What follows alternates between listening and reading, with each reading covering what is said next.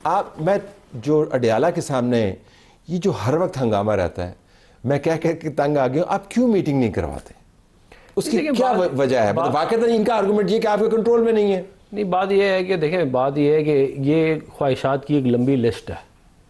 ये खाली मीटिंग पे ख़त्म हो रही होती है तो हम कब की करा देते। ये कि पहले देसी मुर्ग चाहिए, फिर एक्सरसाइज करनी है, फिर जो है फलानी चीज़ नहीं दी, मुझे मुलाकात नहीं कराई मेरी सुबह, ये इन चीज़ों से बाहर ही नहीं निकलते हम। भाई आपने डंबल दे दिए ना, आपने मुर्गे दे दिए अपनी बयान के मुताबिक, तो मुलाकात भी दे देना। नहीं, वो फिर अगली आ जाएगी बात कि अब ये करो। अगर वो नहीं करेंगे तो फिर ये लोग वो शुरू हो जाएंगे, और ये बड़े अरसे से इसी तरह चल रहा है। आप जो मर्जी कर लें, इन्होंने जो है वो अपना इन्होंने बिहेवियर चेंज नहीं करना। देखें, बात ये है कि आइन और कानून जो है ना वो आपकी ख्वाहिशात के मुताबिक नहीं होता। इस मुल्क के अंदर मार्शल लॉ भी लगे हैं, पता नहीं क्या क्या कुछ हुआ है। ये जो बात कर रहे हैं ना कि हम नहीं मानते उस आइन को, तो भाई फिर तो 1973 के बाद तो 27 तरमीमें हो चुकी हैं, तो फिर तो आप सारी की सारी नहीं मानते। जिस तरमीम पे आपका वज़ीर आज़म आया था वो भी नहीं मानते। इलेक्शन एक्ट 2019 इन्होंने तब्दील किया, हमने इनको मना किया कि ये इंटर पार्टी इलेक्शन वाला सिलसिला ना डालें इसके अंदर, इन्होंने फिर भी डाला। और उस जब हमने इनको मना किया तो इन्होंने हमारा मजाक उड़ाया, मुझे आज तक याद है, ज्वाइंट सेशन में हुआ था। ठीक, तो उसके बाद जो कुछ हुआ वो सारे पाकिस्तान के सामने, लेट मी ब्रिंग वो भी हमारे पे डाल देते। उस्मान, तो इलेक्शन कमीशन ने एक स्टैंड लिया है, नोइंग कि कितनी एक्सप्लोसिव सिचुएशन बनी हुई है, टेम्पर्स फ्लाई कर रहे हैं, चीफ मिनिस्टर धमकियां दे रहा है। आज जो उनकी प्रेजेंस थी वहां पर, किस तरीके से वो बात कर रहे थे, कल जो उन्होंने कैंपेन की, यानी वाकईतन एक एक्सप्लोसिव सिचुएशन है। इसमें अब इलेक्शन कमीशन ने बुला लिया है, तो व्हाट डू यू एक्सपेक्ट, क्या होगा फिर? कल आएंगे, नहीं आएंगे इलेक्शन? अगर नहीं आएंगे तो इलेक्शन कमीशन फिर क्या करेगा? ज़रा उस पर तो बात करें।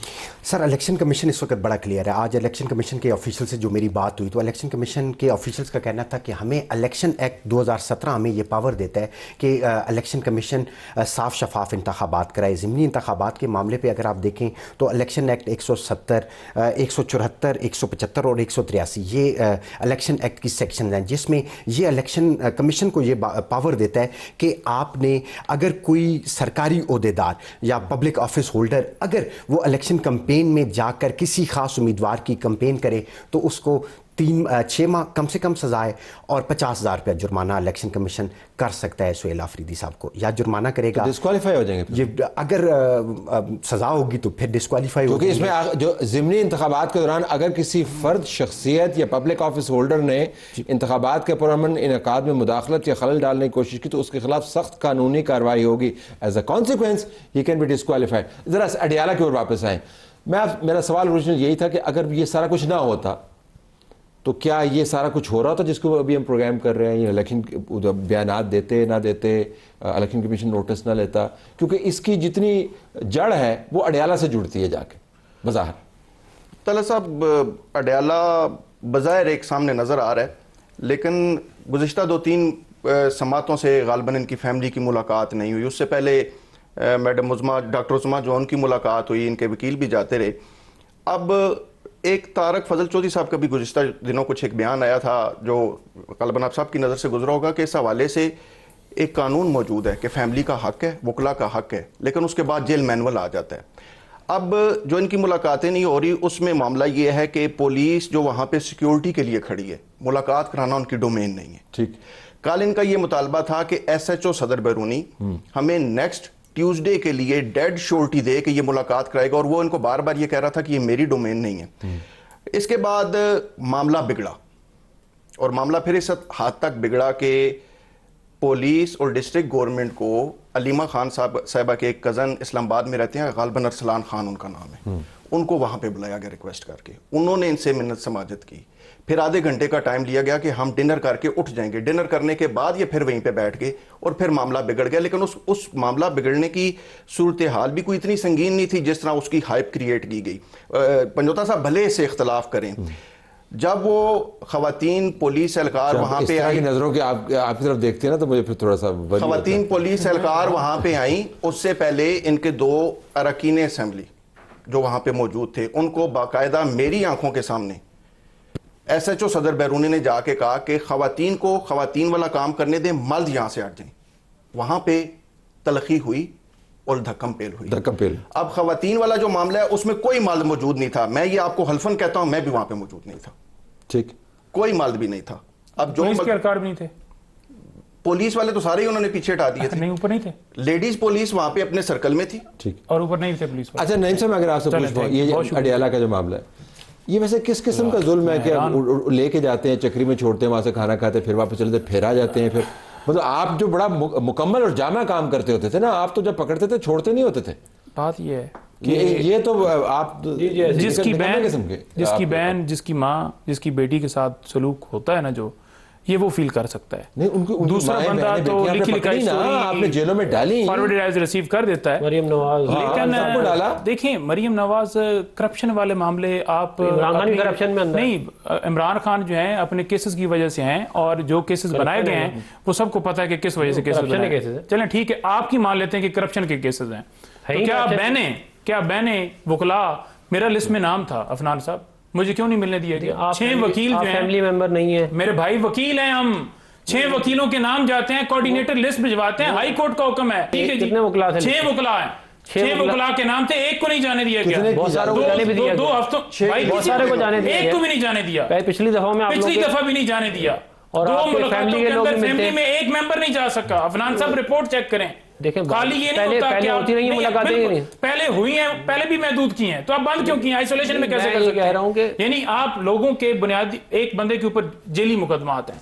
फिर रूल 92 1978 उसके मुताबिक उसके फर्द यानी फैमिली के मेंबर, लीगल एडवाइजर, वकला और उसके अलावा रुफका, वो जाकर उससे मुलाकात कर सकते हैं। और 3 मेंबर बेंच ने ये फैसला दिया। हम फैसले की कॉपियां दिखा के थक गए। यासिर साहब साथ मौजूद होते हैं, भाई वजह क्या है, मिलने क्यों नहीं देना? अच्छा, आइसोलेशन में कैसे कर सकते हैं कि मुलाकात नहीं हो सकती? इससे मुराद क्या है कि अगर आपकी मुलाकात नहीं करवाई जा रही तो आप जाके NA 18 के अंदर खड़े होके इलेक्शन के अमले को धमकियां दे, जान से मारने की, ये जस्टिफाइड तो नहीं होगा? सीएम ने बात की है कि यहाँ धांधली नहीं होनी चाहिए। गैरतमंद पाकिस्तान की अवाम है, और गैरतमंद अवाम जो है वो कभी भी अपना वोट चोरी नहीं होने देगी। हम उसकी हिफाजत करेंगे, और आपका काम है न्यूट्रल रहना, फेयर इलेक्शन करवाना। क्या फेयर इलेक्शन की डिमांड करना ये उसने गलत कर दिया है? नहीं, जो बातें उसने क्या, उसने यही कहा है कि फेयर इलेक्शन का मुराद ये है कि टर्न जो वोटिंग होती है उसके अंदर स्लो प्रोसेस कराते हैं, फॉर्म 45 को फॉर्म 47 के अंदर तब्दील करते हैं, ठीक है जी, वहां मोरें जेली लगती हैं, बॉक्स जेली उसके अंदर पर्चियां डाली जाती हैं, तो वो ना किया जाए। ये है फेयर। और अगर फेयर इलेक्शन में आप लोग हार गए तो? फेयर इलेक्शन के अंदर अगर हम हार गए तो फिर हम हार जाएंगे। हम कौन से ऐसे हैं कि हम कहेंगे कि हम फॉर्म 47 पे बना दें? ये तो वो है ना जो फॉर्म 47 पे हैं। तो अगर फेयर इलेक्शन डिमांड करना जुर्म है तो मुझे फिर बता दें कि क्या उसके इतना सादा मामला है। अगर इतना ही सादा मामला तो इलेक्शन कमीशन इतना सख्त स्टैंड क्यों लिया? उनके पॉइंट ऑफ व्यू क्या है? देखिए, इलेक्शन कमीशन ने इस हवाले से गुज़श्ता जो उनका सारा मामला था, आज उन्होंने मीटिंग की और इलेक्शन विंग ने उनको ये तमाम तर ट्रांसक्रिप्ट दिखाई, जो उनकी पूरी तकरीर थी। जो हमारे ज़राए हैं वो ये बता रहे थे कि पूरी तकरीर दिखाई, और पूरी तकरीर में उन्होंने जो धमकी दी कि सुबह का सूरज आप नहीं देख सकेंगे, ये इलेक्शन अमले को अगर आप फिर इलेक्शन नहीं कराते तो सर ये उन्होंने, वो आपने जाके ट्रिब्यूनल के अंदर जाना है कि आप केस करेंगे, गोली मारेंगे सर, ये बोला, मतलब यही है। यानी फेयर इलेक्शन कराना, पहले उस वक्त पे फेयर इलेक्शन होने चाहिए, नहीं होने चाहिए? होने चाहिए उनके बस। और अगर एक मिनट रुक जाए, अगर नहीं होते तो फिर क्या कार्रवाई? आर्टिकल 6 लगता है इलेक्शन के ऊपर। कमाल हो गया, आपने ट्रिब्यूनल के अंदर जाके चैलेंज करना। हम चैलेंज भी करेंगे, हम उसके खिलाफ कार्रवाई करेंगे जो अपने हलफ की पासदारी नहीं कर रहे। उसमें कोई आर्टिकल क्यों नहीं? देखिए वहां पर कौन सी बंदूक का जिक्र हुआ है उस बयान के अंदर? आर्टिकल का नहीं, जुबान की बंदूक का भी नहीं हुआ। जुबान से यही कहा है कि हम आपके खिलाफ कार्रवाई करेंगे। क्या कहा? वो जलसे में मतलब यही है ना मेरे भाई, मतलब यही गालिब का शेर थोड़ा बड़ा उसके मतलब देखिए, पहले उस नुक्ते पे आए कि फेयर इलेक्शन होने चाहिए। एब्सोल्युटली होने चाहिए। फेयर इलेक्शन में सीएम को नहीं जाना चाहिए था जी, सीएम को नहीं जाना चाहिए। तो लगारी क्यों गया मरीम नवाज से? उसने जाकर कैंपेन नहीं की, जलसे के अंदर खड़े होकर तकरीर की है, कैंपेन नहीं की उसने एक ये निशान है उमर यूब। और भी लोग गए हैं आपके, खाली वो नहीं, सीएम के अलावा आपके एमएनए भी गए। एक तो जो जबान, जो उन्होंने नाजेबा जबान इस्तेमाल की है, ये इलेक्शन कमीशन का मौक़िफ़ है कि उनके बयान को उन्होंने गैर जिम्मेदाराना करार दिया है, और इसी मामले पर उन्होंने फौज तलब की है, क्योंकि जो प्रिजाइडिंग अफसर है, क्योंकि जो इंतखाबी मवाद की तरसील है वो इलेक्शन से एक दिन पहले उन्होंने कर देनी है, और उसके लिए आपको सिक्योरिटी चाहिए। वो नहीं चाह रहे, क्योंकि वहाँ पर जो पुलिस है उसको भी डरा दिया, इलेक्शन अमले को भी डरा दिया, ज़िले ज़िले इंतज़ामिया को भी डरा दिया, आरो ज़िले इंतज़ामिया को रिप्रेजेंट कर रहा है। तो अगर उसकी जान को ख़तरा है तो वो तो अपनी पावर जो है वो एक्सरसाइज नहीं कर सकेगा। इस मामले पर फिर इलेक्शन कमीशन ने 3 मरासले लिखे। एक चीफ सेक्रेटरी KP को लिखा कि आप फेयर एंड फ्री इलेक्शन कराएं, अमन अमान कायम रखें।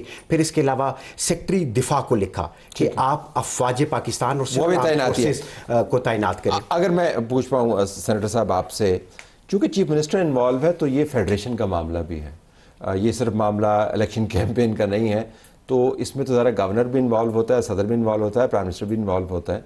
तो आपके ख्याल में इतना संजीदा मामला है, इलेक्शन कमीशन ने तो इलेक्शन कैंपेन के हवाले से बात कर ली, आपकी हुकूमत इसके ऊपर क्या स्टैंड ले सकती है? नहीं, देखिए हमारा तो इसके ऊपर यह स्टैंड है कि आईन और कानून के तहत जो है फ्री एंड फेयर इलेक्शन होने चाहिए और उसमें जो जीते वो जीत जाए। मामला सिर्फ ये है कि ये नहीं हो सकता कि PTI वाले कहेंगे सारे आइन और कानून फॉलो करें, हम नहीं करेंगे, जो कि इनके पहले माजी में मामला चलते हैं। बात यह है कि CM वहाँ पे खुद गए हैं, जुनैद अकबर साहब वहाँ पे खुद गए हैं, जो उन्होंने वहाँ पे जाके तकरीरें की वो सारी पाकिस्तान सुन सकता है। और ये जानबूझ के इंतशार फैलाने के लिए बार बार जवाब देते दो मरता है, जानबूझ के क्यों करेंगे वैसे? फ्रैंकली इंतशार फैलाने मैं जानना आपने 2 मरता का है, क्यों करेंगे जानबूझ? इंतशार इसलिए फैलाएंगे क्योंकि इनकी अपने सूबे में इंतशार क्यों इनकी मकबूलियत खत्म हो गई है, नवाज शरीफ साहब की मकबूलियत बातें वो तो खैबर पख्तूनख्वा में इंतशार फैलाने मरीम नवाज की होगी ना, क्योंकि वो बसें चलते हैं। देखिए बात यह है कि इनकी बात नहीं मानी जा रही, तो ये कह रहे हैं कि हम जो है वो पूरे मुल्क में आग लगाएं। इनकी ख्वाहिश है, बहुत अरसे से इनकी ख्वाहिश है, नहीं है। I will leave it there.